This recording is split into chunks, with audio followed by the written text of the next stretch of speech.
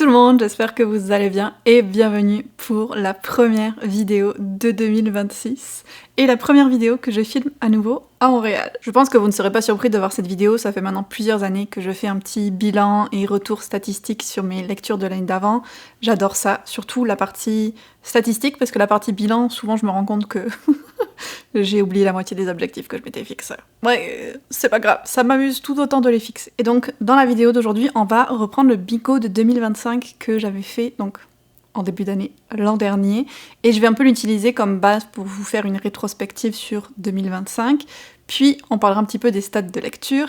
Et je terminerai en vous présentant le nouveau fichier de suivi lecture que je partage avec vous. Je pense que ça va être la 3e année maintenant, donc qui peut vous permettre à vous aussi de faire des stats de lecture ou juste de suivre les livres que vous lisez si vous le souhaitez. Donc comme je vous disais, en 2025, j'avais fait un petit bingo pour mettre un petit peu de fun dans mes objectifs. Et j'ai le mot objectif, je devrais pas. Plutôt mes intentions, mes envies. Genre, objectif c'est trop strict, peut-être. Mais en gros, mes focus de l'année. Voilà, mes focus.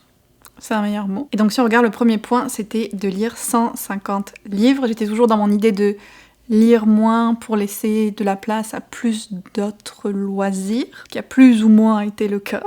Mais j'ai donc lu 209 livres en 2025, plus ou moins un ou deux probablement, parce qu'il y en a toujours qui passent à la trappe et que j'oublie de rentrer dans le fichier. Et c'est moins que ce que j'avais lu l'an dernier, donc techniquement j'ai moins lu. J'ai quand même lu pas mal plus que 150 toujours. Et est-ce que j'ai laissé la place à d'autres loisirs ?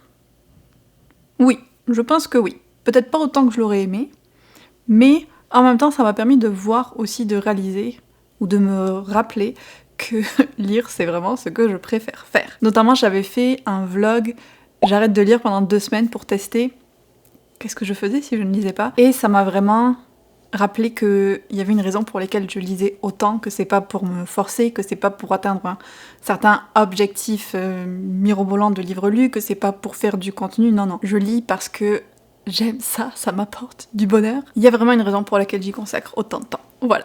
Du fait que j'ai lu 209 livres, peut-être que vous vous demandez « Ok, et quelle taille fait ta pile à lire maintenant, Elise ? Tu nous avais dit après tous tes voyages qu'elle allait faire 50 livres ?»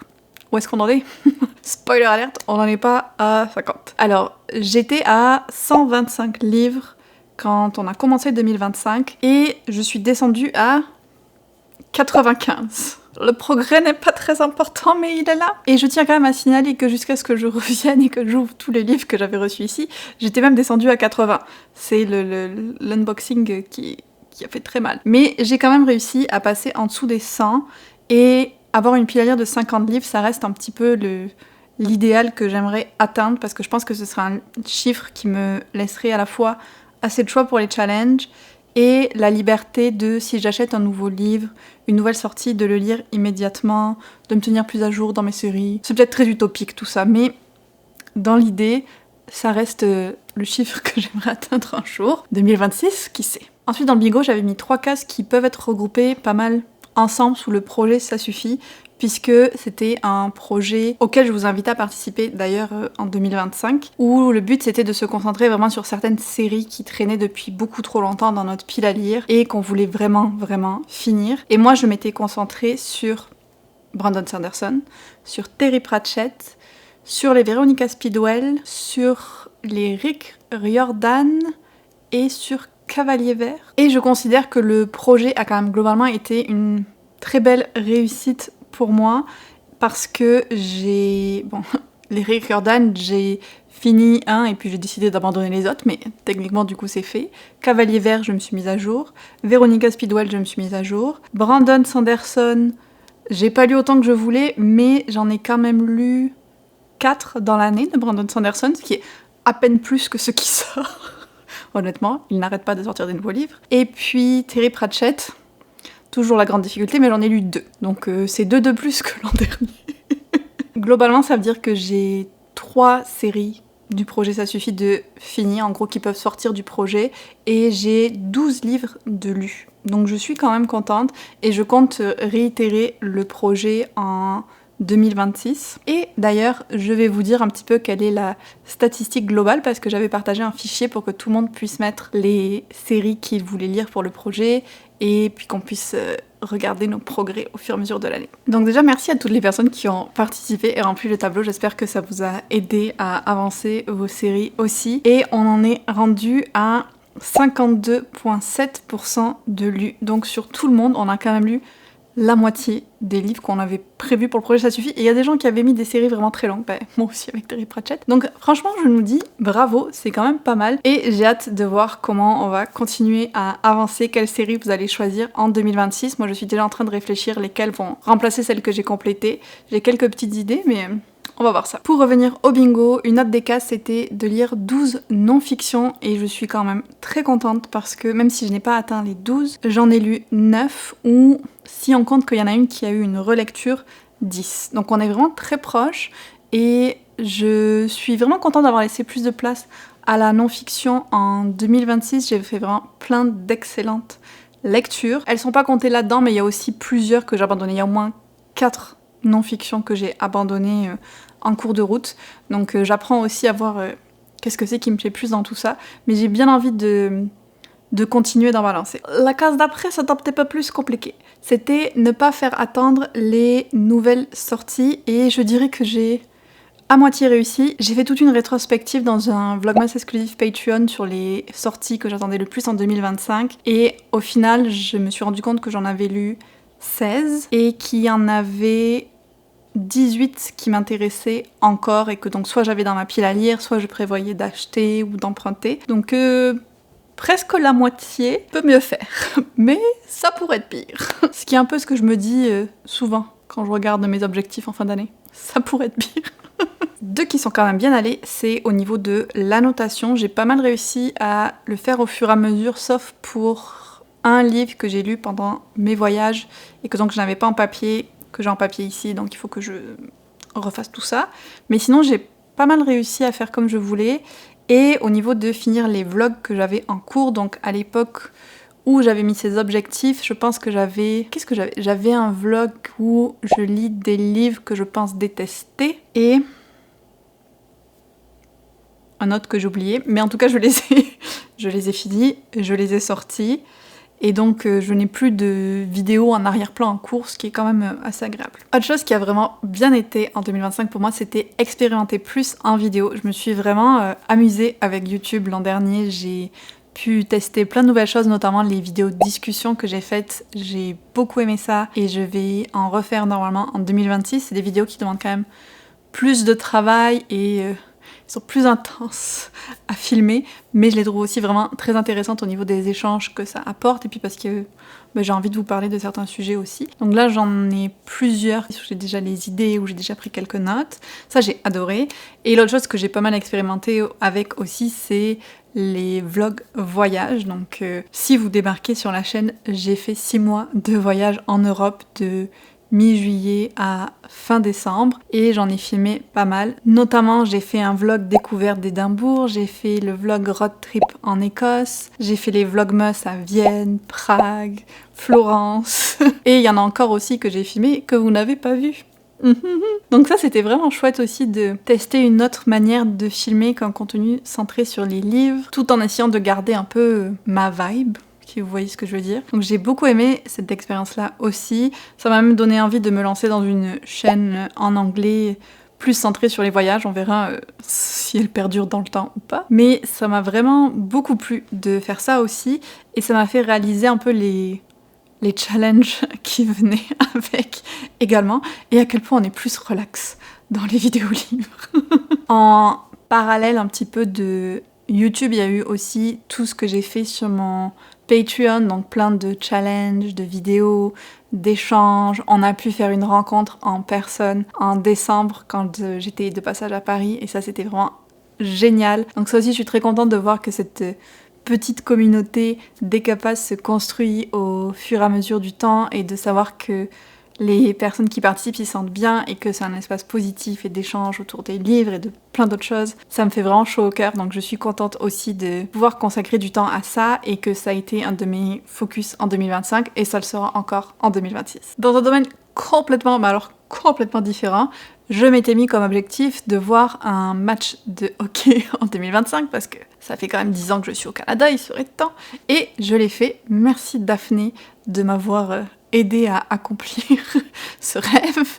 Donc oui, je suis allée en hiver dernier voir un match de hockey et c'était vraiment très très chouette. Bien sûr, les plus gros points du bingo, c'était ce que je vous avais présenté à l'époque comme le projet secret, donc mon année sabbatique qui commençait avec les 6 mois de voyage et de création de contenu à temps plein et qui va continuer avec 6 mois ici à Montréal aussi de création de contenu, mais du coup je vais pouvoir un peu plus me poser et faire ma routine autour de ça et voir un peu comment s'organise la vie quand je fais ça à temps plein et que j'ai pas en plus mon job entre 20 et 30 heures par semaine. Donc ça va être une nouvelle expérience et toute la programmation de cette année-là, ou en tout cas des 6 premiers mois de voyage, puis les voyages en tant que tels, c'était vraiment mon gros défi pour 2025 et je ferai une vidéo dédiée au voyage. Je ne vais pas en parler là parce que sinon la vidéo va durer 2 heures, mais je prévois de faire un peu une rétrospective sur mes voyages, peut-être avec une partie FAQ et tout ça pour vous parler un peu plus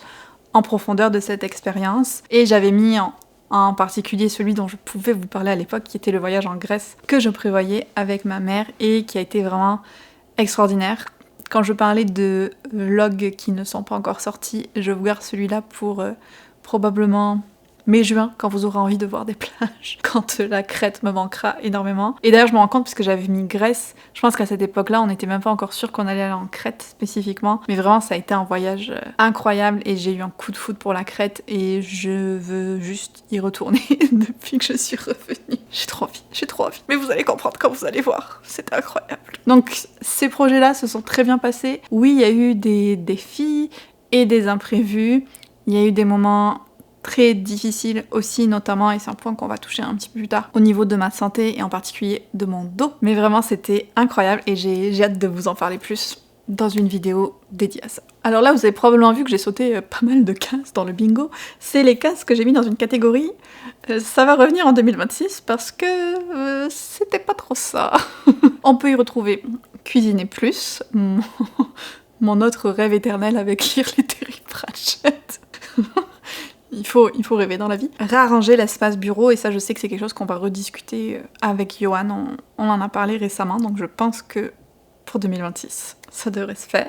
Avoir des journées sans écran, ralentir des moments off dans la semaine, ça reste un défi. Ça reste un gros défi. Les personnes qui me connaissent ou qui me suivent depuis un petit moment, vous vous rendrez compte sûrement que j'ai toujours plein d'envies, plein d'idées, plein de choses que je veux faire. Je sors quand même beaucoup de contenu aussi, je pense, parce que ça bouillonne, parce que j'ai envie de faire les choses. Et dès que je me pose, en fait, je n'y arrive pas. Donc ça reste un challenge pour moi et je veux quand même essayer encore, parce que je pense que ce serait bénéfique d'arriver à ralentir et à me faire genre une après-midi où je lis. Vous allez me dire, est-ce que c'est vraiment une pause? Mais genre, je lis juste pour moi, je filme pas pour un vlog, je fais vraiment ce que je veux, ou pour une autre activité créative justement. Ça me ferait du bien, c'est sûr, et j'espère justement que de ne pas avoir accumulé 2 emplois, ça va m'aider à avoir ce temps-là off plus facilement et à être moins toujours dans la... Qu'est-ce que c'est ça? La fuite en avant. Je suis pas sûre que ce soit vraiment ça, mais disons que j'espère que ça va permettre une meilleure gestion du temps qui du coup va me permettre d'avoir ces temps off, down, de ralentir. Hello Nessa, on vient d'être rejoint. Désolée, vous pouvez pas la voir, mais elle est là. Une autre intention que j'avais pour 2025 et que je compte ramener en 2026, je vous spoil un petit peu la vidéo objectif 2026, je sais, mais c'est le journaling. Donc j'ai pu en faire...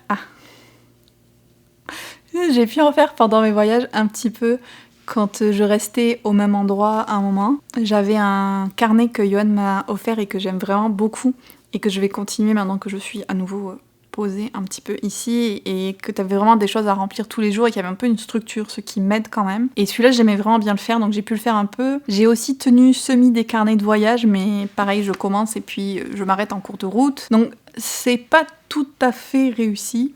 Mais je ne relance pas parce que j'aime l'idée de faire du journaling. Et je pense que ça aussi, c'est quelque chose qui pâtit de mon manque de temps. Donc encore une fois, j'espère qu'en n'ayant plus 2 jobs en même temps, je pourrais prendre le temps pour ça, idéalement. J'ai d'ailleurs retrouvé, grâce à Johan, je le dis parce que moi j'étais partie pour m'en racheter un, et puis il m'a dit mais non, mais tu as déjà ce cahier-là. Je suis comme mais non, bien sûr que non, j'en ai pas, je t'en avais offert un, mais moi j'en ai pas. Il l'a retrouvé, en effet, j'en avais un, et j'ai rempli un mois dedans en 2016.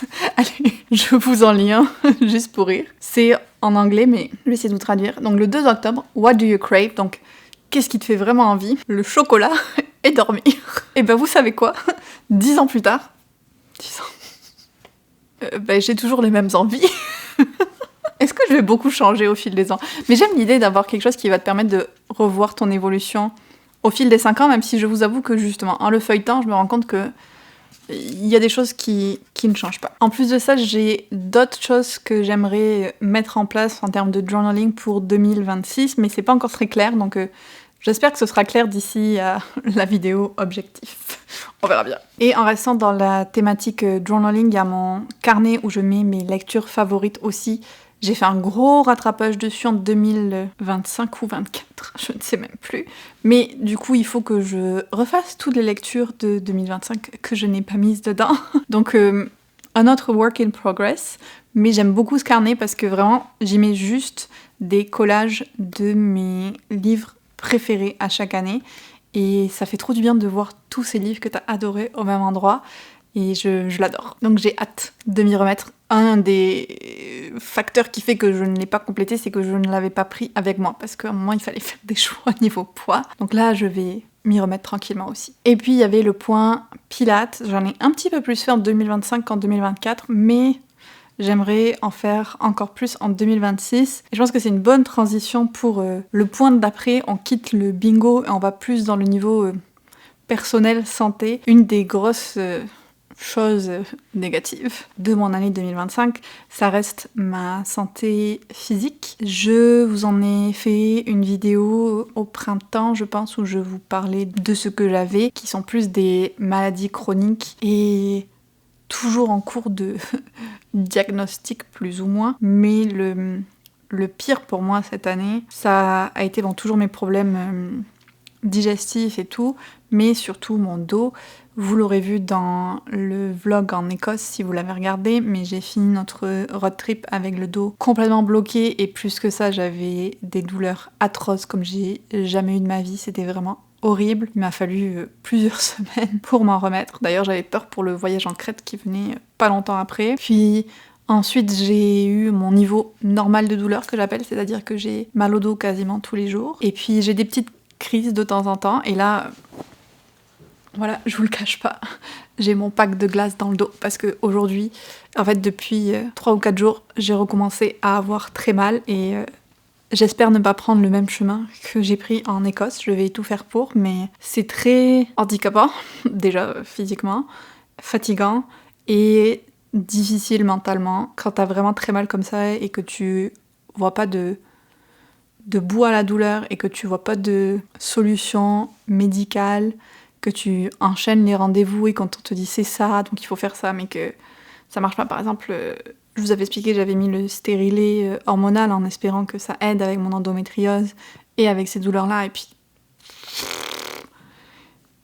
Spoiler alerte, je veux l'enlever parce que ça ne sert à rien, c'est même pire, je trouve. Et donc je gère d'un traitement à l'autre, d'une tentative à l'autre, d'un rendez-vous à l'autre, qui ne sont pas faciles à avoir en plus au Québec. Je sais que c'est pas facile en France non plus, mais c'est vraiment démoralisant.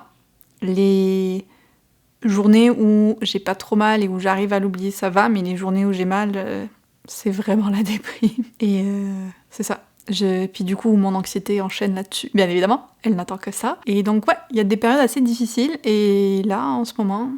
c'en est une qui est un peu plus difficile avec mon retour à Montréal en plus. Voilà, donc santé physique en 2025. Donc tout ce que je peux espérer en 2026, c'est enfin avoir un petit peu de soulagement et trouver quelque chose qui fonctionne parce que vraiment des fois j'en veux plus. Je trouve ça toujours assez particulier de discuter de ça avec vous et je vis plein d'ambivalence parce que d'un côté, bon, je sais que je ne suis pas obligée. De l'autre, je préfère quand même que mes vidéos transmettent une vibe cocooning et positive et tout ça.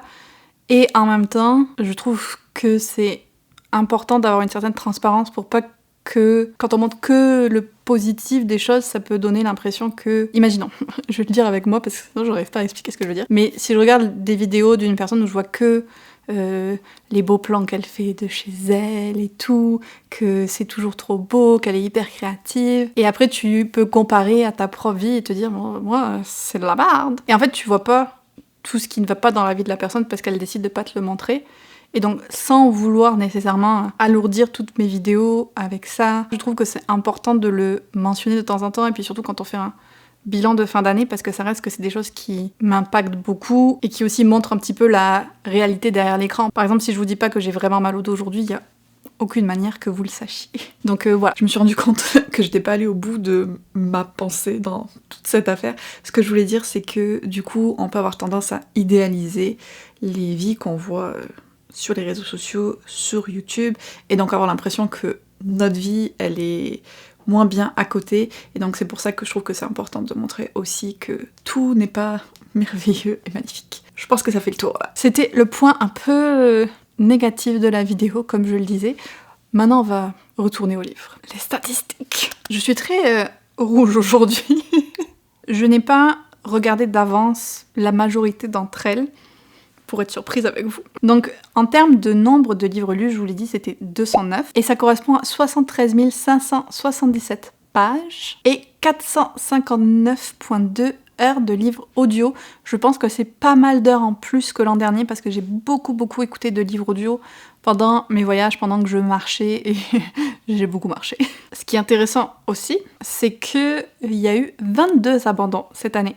Donc, pas mal plus que l'an dernier, mais malgré ça, je pense que je pourrais encore faire mieux parce qu'on est toujours dans la situation où j'ai des 3 étoiles en fin de course que j'aurais pu laisser tomber, mais c'est toujours cette petite voix qui te dit oui, mais si ça s'arrange, ou si tu veux savoir comment ça va se finir, tout ça, alors qu'au final, ça vaut pas vraiment la peine et il faut que je me rentre ça dans le crâne.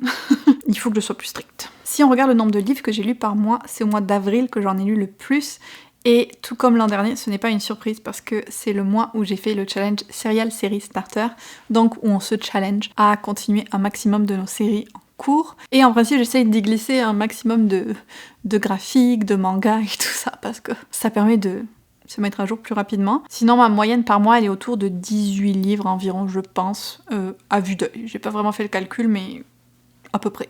Si on regarde au niveau du format de lecture, ça j'avais hâte parce que, encore une fois, à cause de tous mes voyages, j'ai beaucoup plus lu en numérique que d'habitude. Et donc, j'ai que 58,8% de livres papier cette année. En 2024, j'avais 76% de lecture en papier, donc c'est quand même une grosse différence. Et encore, je suis surprise de voir que c'est le livre audio qui a presque un quart. Je pensais pas que c'était autant, mais je suis ravie parce que c'est un format que j'adore. La langue de lecture, c'est aussi intéressant parce que c'est la première année où on n'est pas à peu près à du 50-50. Là, l'anglais a pris la part belle parce que j'ai 62,6% de mes lectures qui étaient en anglais, donc contre 37,4% en français. Mais encore une fois, c'est pas étonnant vu que j'ai quand même passé 3 bons mois dans des pays anglophones où les livres que je pouvais lire étaient en anglais, et tandis que d'habitude les livres que je lis en français, c'est surtout des services presse que je reçois ici. Donc évidemment, ils n'ont pas été priorisés. Oh, ensuite on a le genre. J'adore toujours parce que je me dis peut-être qu'à un moment tu vas être surprise et que ce sera plus la fantasy qui va l'emporter, mais je ne pense pas que ce jour est arrivé. Parce que j'ai pour le moment 25,8% en fantasy, auquel on peut ajouter le paranormal, urban fantasy. Je sais toujours pas pourquoi je les sépare, faudrait peut-être que je corrige ça. Mais en tout, du coup, ça fait 40,2%, presque la moitié de mes lectures dans la fantasy. Puis pour même le Dark Academy, on pourrait le mettre là-dedans. Donc on en a du 42% de fantasy, quoi. C'est quand même beaucoup. Mais c'est quand même un tout petit peu moins que l'an dernier, parce que cette année, j'ai beaucoup plus lu de tout ce qui était murder, cozy mystery, et j'ai toujours envie d'en lire encore. Genre, c'est vraiment ma phase en ce moment. Cette année, par exemple, j'en suis à 17,2% dans ce genre, tandis que l'an dernier, j'en étais autour de 9%, donc c'est quasiment le double. Et la romance, c'est à peu près stable. L'an dernier, j'en étais autour de 12%, et là, 11%, donc à peu près pareil. Puis la non-fiction a augmenté, 5%, c'est peu toujours, mais c'est mieux. Et puis après, on a un petit mélange de tout comme d'habitude, même si je dois dire qu'en 2026, j'ai bien envie de me replonger un peu plus dans la science-fiction. Je sens l'envie qui s'en vient. Alors autant la statistique genre, Je suis toujours très impatiente de la découvrir. La statistique d'après me fait toujours peur parce que c'est l'origine des livres que j'ai lus. Je sais pas trop quoi en penser. Je crois que c'est à peu près similaire au final à 2024. Oh non, c'est mieux, c'est mieux. Je vous dis ça parce qu'en fait, mon objectif premier, c'est quand même de lire ma pile à lire. Quand je dis ma pile à lire, là, je veux dire les livres que je me suis achetés et d'avoir moins de service presse. Et donc là, j'ai 32% presque de mes lectures qui viennent de service presse, qui est quand même un tiers, c'est toujours beaucoup. Mais l'an dernier, j'en étais à 39, donc on progresse. Il y a 26,5% qui sont des achats neufs et 10% qui sont des achats d'occasion. Donc on retrouve aussi là un bon tiers. Puis après, c'est un mélange entre les livres qu'on m'a offerts, les livres que j'ai empruntés, que j'ai lus à la bibliothèque avec Nextory, Audible, tout ça. Donc un petit mélange. Et je pense que pour 2026, j'aimerais beaucoup emprunter plus de livres avant de les acheter. On va voir si j'ai le self-control pour ça. Mais c'est une réflexion que j'ai eue pendant mes voyages aussi parce que il y a plusieurs livres que j'ai achetés, que j'ai lus. Déjà c'est bien. Mais après, j'étais comme, tout ça pour ça. Voilà. Donc je pense qu'il faudrait que je sois plus stricte sur mes achats, que je fixe des règles. Je vais réfléchir à ça. J'ai aussi ajouté quelques nouvelles statistiques cette année qui m'intéressaient. La première, c'était est-ce que ce que j'ai lu est sorti en 2025 ou non. Alors est-ce que je lis plus de sorties de l'année ou autre chose. Et donc j'avais 67% de livres que j'ai lus qui ne sont pas sortis en 2025. Donc ça fait du 1/3, 2/3, ce qui dans l'absolu me paraît pas mal, un bon mélange des livres que j'ai déjà et des nouveautés. Ce qui en pratique par contre veut dire que j'ai encore beaucoup de livres que j'ai achetés en 2025 dans ma pile à lire. Et d'ailleurs on peut le voir avec la statistique suivante qui est quand est-ce que le livre a été ajouté dans ma pile à lire. 119 des livres que j'ai lus, 119 des 207 livres que j'ai lus ont été ajoutés à ma pile à lire en 2025. Oh, c'est catastrophique. Arrêtez-moi. Arrêtez-moi. Je n'ai pas les mots, je vous laisse émettre votre jugement en commentaire. On va s'attarder sur mes grandes fiertés. Qui sont que il y a un livre, ça faisait 7 ans qu'il était dans ma pile à lire, un autre, ça faisait 6, et il y en a quelques-uns, ça faisait 3 ans. Donc on se sent plus léger après ça quand même. Puis après, il y en avait quand même 58, ça faisait 1 an. 1 an, même 2, je peux vivre avec ça. Au-delà, ça commence à faire. Si on regarde maintenant les notes que j'ai données à mes lectures, ça aussi c'est quand même intéressant, est-ce que ce que j'ai lu m'a plu? J'ai eu 16% de 5 étoiles, c'est-à-dire 33 livres. Ça peut paraître beaucoup, mais.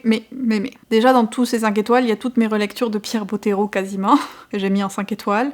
Il y a aussi plusieurs graphiques, et il y a aussi ce que j'appelle des faux 5 étoiles. Dans le sens que, moi quand je vous fais mon top en fin d'année, c'est vraiment mon top des coups de cœur. C'est un niveau au-dessus du 5 étoiles un petit peu. Genre c'est des 5 étoiles boostés. Et donc là c'est plus des 5 étoiles réguliers. Est-ce que vous voyez ce que je veux dire? Genre ça pourrait être des 4,75 aussi. Mais c'est des livres qui étaient quand même très très bons. Donc il y en a eu 33, ça toujours bien. Puis j'ai quand même aussi 20% de 4,5 et 23% de 4 étoiles. C'est énorme, c'est la majorité de ce que j'ai lu. Là ce que j'aimerais travailler c'est les 3 et les 3,5 comme l'an dernier. Il y en a quand même 30%. Too much. Je veux enlever un petit peu dans ça. Je sais que je ne peux pas tous les éviter, bien évidemment, mais il faut que j'arrive à me dire oui, c'est une lecture qui est ok, mais est-ce que ça vaut vraiment la peine au final? Quand t'as plein de 4,5, 4, 5 qui existent à côté à travailler. Et enfin dans les stats un peu plus diversité / auteur, autrice, au niveau de la représentation LGBTQIA+, dans les livres que j'ai lus, on a 45,4% des livres, quasiment la moitié, où il y avait au moins un personnage LGBTQIA+, qui est quand même pas mal, la moitié, sachant que je lis des fois des livres plus anciens, du coup c'était pas nécessairement le genre de représentation qu'il y avait. Par contre, en ce qui concerne les auteurs, autrices BIPOC, je ne sais pas quoi vous dire. Là, j'ai un pourcentage de environ 20% des auteurs que j'ai lus qui étaient BIPOC, donc Black Indigenous People of Color. Je sais pas comparativement, est-ce que c'est beaucoup ou pas, en fait, j'ai aucune idée.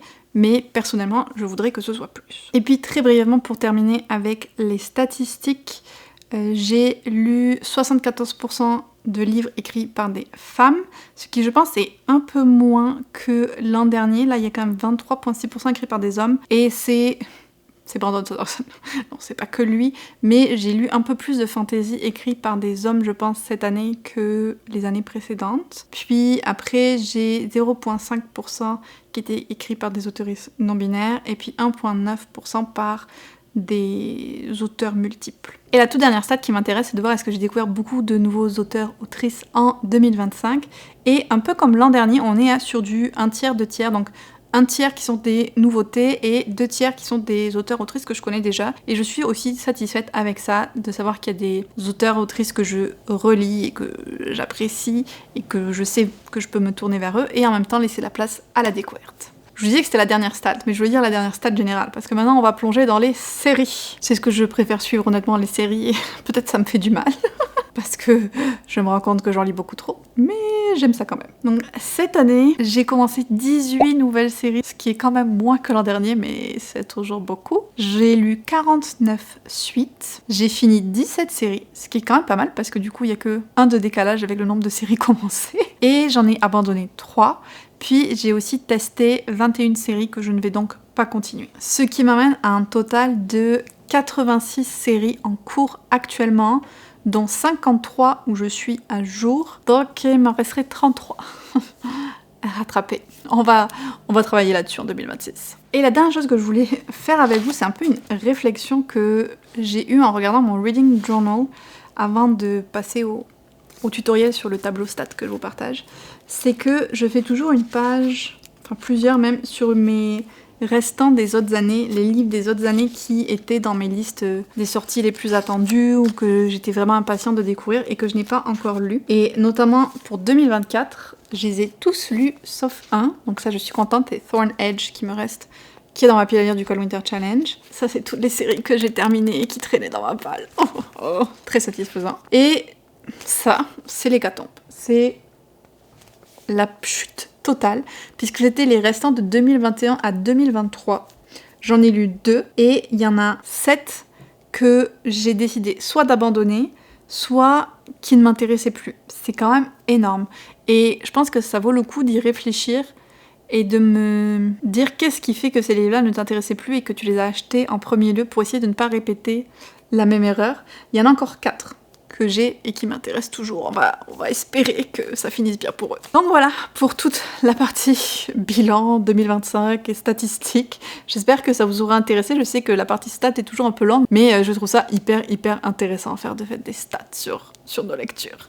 Et en parlant de stats, donc je vais vous présenter le nouveau tableau. Je n'ai pas fait de changement par rapport à celui de l'an dernier, sauf en ce qui concerne la couleur. Donc voilà le fichier suivi lecture de 2026. Il a été très inspiré par le fichier Copile de Book Roast. Je vous mettrai sa chaîne en barre d'infos. Et c'est quelque chose que j'utilise depuis plusieurs années, que j'ai personnalisé. J'ajoute des petites choses au fur et à mesure que ça me paraît intéressant. Et je pense que c'est la 3e année que je vous le partage. Donc voilà. Il est aussi à vous, vous allez pouvoir l'utiliser pour faire votre suivi lecture et il est très personnalisable aussi. Première étape hyper importante, écoutez bien, vous ne pouvez pas modifier ce fichier, c'est le modèle, il faut que vous enregistrez une copie. Donc fichier, créer une copie sur votre drive, pas en Excel, ça va faire bugger les formules. Et l'an dernier, j'ai répondu, même tout au long de l'année, à plein de demandes d'avoir accès en mode éditeur. Cette année, j'y répondrai pas. Je vous le dis de suite, c'est non. Vous faites une copie du fichier. C'est simple, c'est tout ce qu'il y a à faire. Ensuite, on va aller ensemble voir les colonnes. J'ai mis 2 livres en exemple pour pouvoir illustrer aussi ce que je vous dis. Donc, première colonne, le titre. C'est assez simple. Deuxième colonne, auteur, autrice. Le mois où on a lu le livre. Le format de la lecture. Donc, j'ai papier, numérique, livre audio ou un format mixte, par exemple si vous lisez moitié en audio ou moitié en papier. La langue de lecture, anglais, français ou autre. Maison d'édition, le nombre de pages du livre, le nombre d'heures d'écoute, et ça c'est vraiment important, il faut que ce soit des heures décimales. Donc vous ne mettrez pas 4h30, il faut mettre 4.5.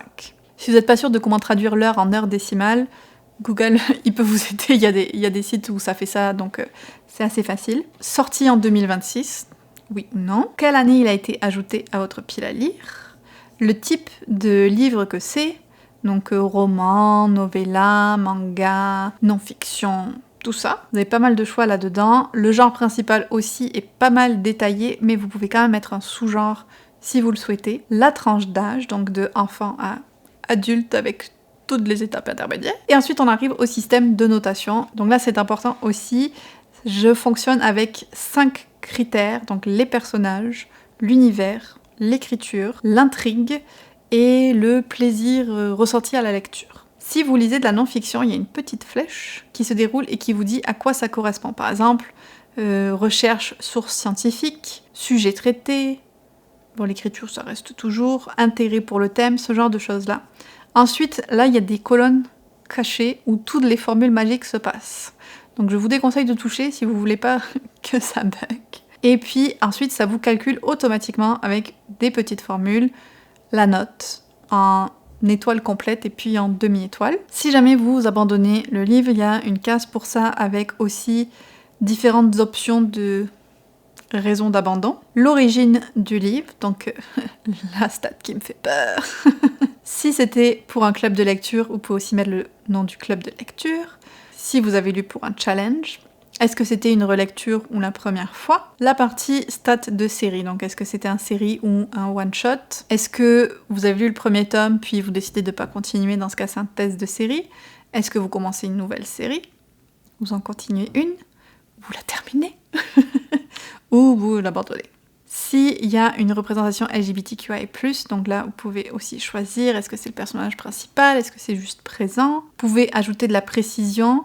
Il y a aussi un choix d'ajouter d'autres représentations, par exemple neurodivergence. La case BIPOC, donc moi je l'utilise pour l'auteur, l'autrice, mais ça peut aussi être pour les personnages du livre. Si c'est un nouvel auteur ou une nouvelle autrice que vous découvrez, la nationalité si vous le souhaitez, et si c'est écrit par un homme, une femme, une personne non binaire, différents auteurs, auteurs inconnus. Et puis vous avez un petit bonus s'il y a des notes que vous voulez ajouter. Donc ça c'est le premier onglet, c'est le plus gros.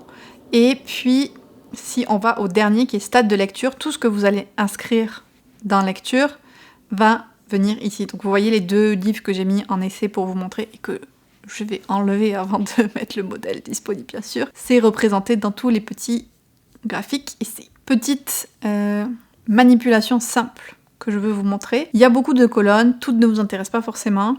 Vous pouvez en masquer.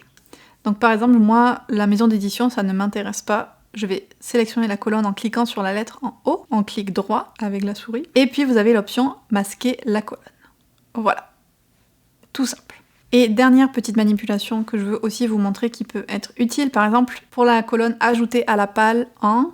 Je suis allée jusqu'en 2018, mais peut-être que vous avez des livres plus vieux. Donc là, vous cliquez sur le petit bouton modifier et vous pouvez ajouter un autre élément, on va dire 2000, une relique de la palle, et vous cliquez sur OK, et puis ça va l'ajouter partout. Après, ça va vous demander est-ce que vous voulez l'ajouter partout, vous dites oui, et voilà. Donc il y a quand même des sécurités contre la modification sur le tableau. À chaque fois que vous allez vouloir... modifier une formule, il va vous dire est-ce que tu es sûr que tu veux vraiment faire ça? Soyez sûr que vous voulez vraiment faire ça et que vous savez ce que vous faites parce qu'il n'y a pas de support technique. Je vais rapidement passer sur les 2 autres onglets, donc l'onglet suivi de série. Moi en principe je copie-colle d'une année sur l'autre, je réécris pas tout, mais vous avez donc la première colonne pour le nom de la série, le nom de l'auteur, l'autrice, quand est-ce que vous avez commencé la série, quel type de série c'est, puis après vous avez juste à cocher les cases au fur et à mesure. Et ici il y a un petit tableau. Je vais changer la couleur de suite. Hop, c'est l'avertissement dont je vous parlais, qui vous dit où est-ce que vous en êtes dans le nombre de séries en cours et tout ça. Puis là, vous aurez des petits graphiques aussi. Et enfin, il y a l'onglet suivi de la pile à lire. Donc celui-là, je l'utilise pas parce que j'ai un autre fichier pour ça.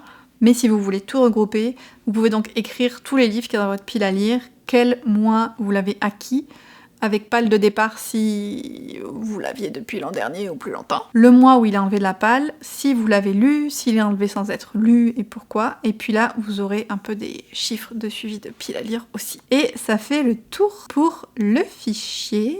Donc n'hésitez pas à vous en servir, ça me fait hyper plaisir à chaque fois que quelqu'un me dit j'utilise ton fichier, j'adore ce que ça me permet de voir comme stats et tout, j'adore ça. Je suis trop contente que ça vous serve. Donc le lien pour le télécharger est en barre d'infos. Et on en arrive donc à la fin de cette très longue vidéo. Merci si vous êtes restés jusqu'au bout. J'espère que ça vous aura plu. Et j'ai une dernière petite chose à vous dire, c'est que en barre d'infos, vous trouverez aussi 2 sondages pour des futures vidéos que je voudrais faire. Donc un sondage où je vous demande votre meilleure lecture de 2025 et un autre où je vous demande vos sorties les plus attendues de 2026.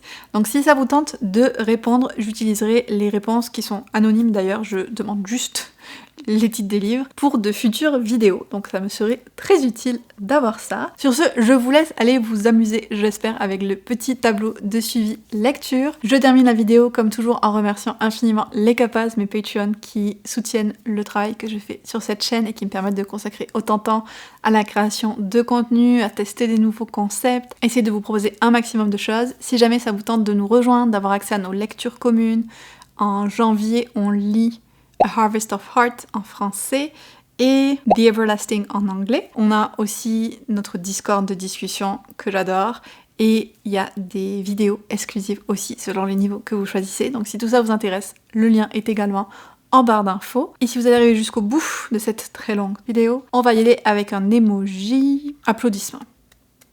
Parce que même si on n'atteint pas tous ces objectifs, toutes ces intentions, on est arrivé au bout de l'année et c'est déjà un gros accomplissement. Donc je vous laisse là-dessus et je vous dis à très bientôt dans une autre vidéo.